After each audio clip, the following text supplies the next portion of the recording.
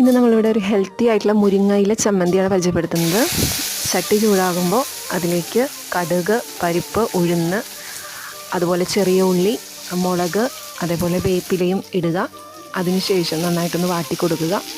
ശേഷം കഴുകിയ മുരിങ്ങയില, ഇത്തിരി ഇളം മുരിങ്ങയില എടുത്താൽ കൂടുതൽ നല്ലത്. ആ രീതിയിൽ മുരിങ്ങയില എടുത്തു നന്നായിട്ടൊന്ന് വാട്ടിക്കൊടുക്കുക. ഒന്ന് താളിച്ചു കൊടുക്കുന്ന രീതിയിലൊന്ന് വാട്ടിക്കൊടുക്കുക.